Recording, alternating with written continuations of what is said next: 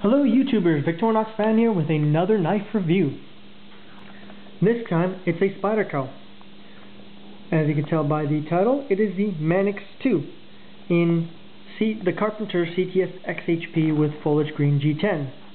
I bought this knife back in May and have used it a fair amount, so I think right about now I've had it for a long enough period to notice anything I might have missed within the first couple of weeks. I can give a fairly good objective review on it.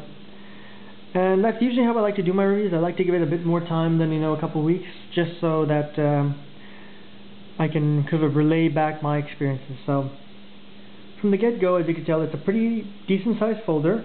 It's quite wide in comparison to my Strider SNG. It is actually a bit wider and about the same size. I'm going to start this review from tip down.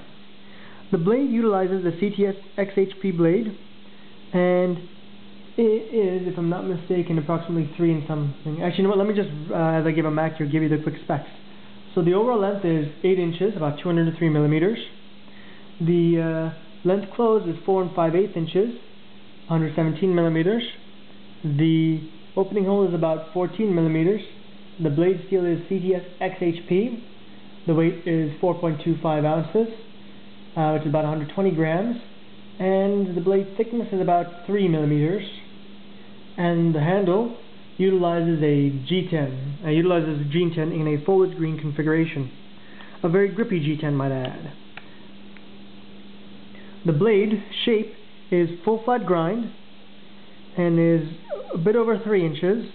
As you can tell, the edge has been sharpened again by me because I have used it and I didn't need to sharpen it.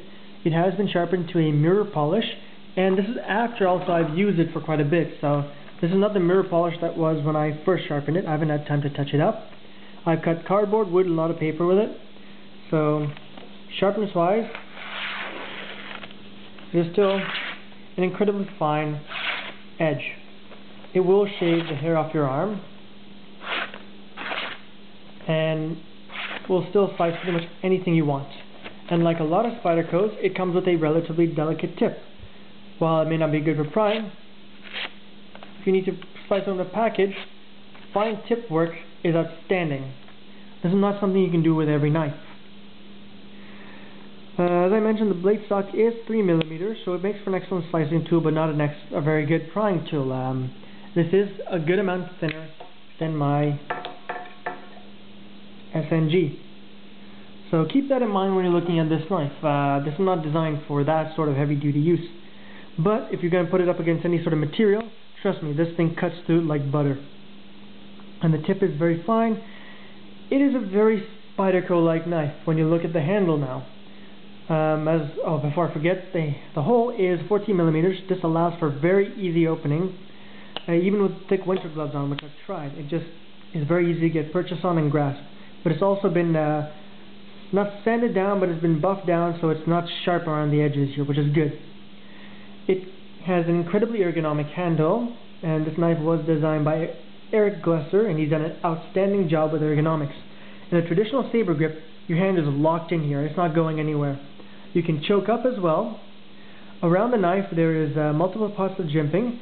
Frankly, I'm not fond of these prod liners. That's one thing I will say. The liner's back here, and the liner's right, the jimping right here, and the jimping over here. I find that, let's say you were to grip in a hammer grip, it does create a bit of a hot spot, and I don't really think it gives me any added traction. Frankly, I'd be happier without them. The jimping, however, right here and here, both underneath and on top of the blade, is fantastic. It bites your fingers in. It's not going anywhere. Same with up here. For a choil grip, this is very, very secure. Probably my most secure choil grip on the knife. The G10 as well provides outstanding texture. Frankly, it is much grippier, I think, than my Strider G10, which is outstanding for a knife that costs a lot less. The fit and finish is excellent. I will say though, in my model, the blade is just a tad off-center, not enough to throw anything off for me, and I'm still quite satisfied with it. What else to go over there? I've mentioned the ergonomics, the locking mechanism. What separates the Manix 2 from the Manix 1 and the Mini Manix is the locking mechanism. Instead of a traditional lock back, what you have is the cage ball lock, which is, you could say, Spyderco's equivalent to the axis lock. different, you could say, mechanisms inside, but it really does the same result. Instead of a bar of steel, a rounded bar of steel, you've got a sphere. Instead of two omega springs pushing this bar or sphere forward over the tang, and underneath the spacer, you've got a coil spring instead of, as I mentioned, the omega springs. So essentially it functions in a fairly similar manner. The sphere has been encased in a polymer casing to provide added grip. Now, deployment of the knife. This ties into the locking mechanism as well as the pivot system. Spyderco has employed a pivot bushing system similar to the Sabenza's. What this allows is me to tighten this down fully and still have insanely smooth opening and closing. This is one of the smoothest knives I own, easily, pretty much up there with the Sabenza. It flies out, or if you want to open slowly, with almost no resistance here. Much smoother than my Delica or both of my Sages. Some people have reports that the screw is a bit smaller and can get loose. I have not had any issues here. However, one thing to note with the cage ball, while it facilitates a very good deployment, closing is a little different. You can easily snap this open and close, but the spring on the Manix 2 is significantly tighter and stiffer than the axis lock. This is a good and a bad thing.